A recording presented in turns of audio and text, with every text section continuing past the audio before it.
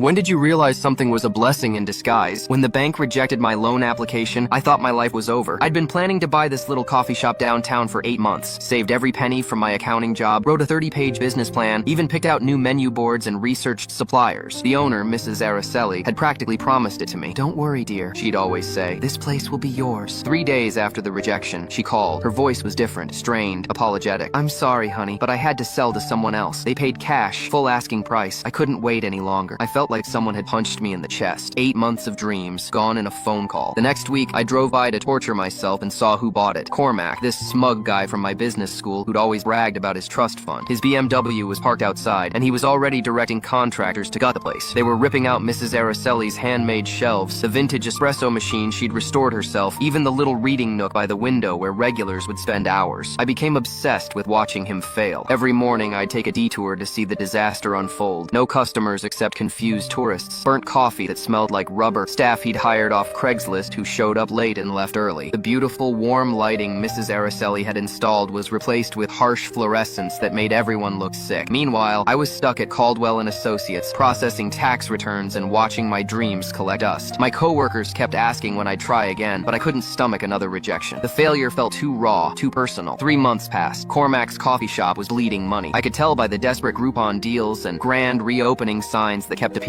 Part of me felt vindicated, but mostly I just felt empty. I'd started applying to other accounting firms, accepting that maybe I wasn't meant to be a business owner. My sister kept trying to cheer me up. "Maybe there's something better out there," she'd say. I'd roll my eyes. Easy for her to say. She'd never had her dreams crushed by a loan officer who looked like he'd rather be anywhere else. Then one Tuesday morning, my phone rang. "Mrs. Araceli, can you meet me today? It's important, very important." Her voice had that same strained quality from months ago, but now there was something else. Urgency, maybe guilt. I found her standing outside the coffee shop at noon, clutching a manila envelope. A bright red "for sale" sign was taped to the window. Cormac's BMW was nowhere in sight. "He's gone," she said simply. "Lost everything last week." I should have felt satisfied, but seeing Mrs. Araceli's worried expression made my stomach clench. Something was wrong. "I need to tell you something I should have said months ago." She opened the envelope with shaking hands. 6 months before I sold to Cormac, I had an inspector come look at this building. My nephew insisted on it. He's in construction. She pulled out official-looking documents covered in red stamps and technical language I didn't understand. "The foundation is cracking. Has been for years, apparently. The whole building needs to be stabilized, or it could partially collapse within 2 years. Her eyes met mine. "The repair estimate is $127,000. The world tilted. That was more than double what I'd planned to pay for the entire business. Cormac had no idea. The inspection happened before he even knew the place was for sale. When your loan got rejected," she paused, her voice breaking slightly. "I realized maybe someone upstairs was protecting you from making the biggest mistake of your life." I stared at the building I dreamed about for months, imagining myself trapped under a mountain of debt, watching my business crumble, literally, around me. The rejection that had felt like the end of everything had actually saved me from financial ruin.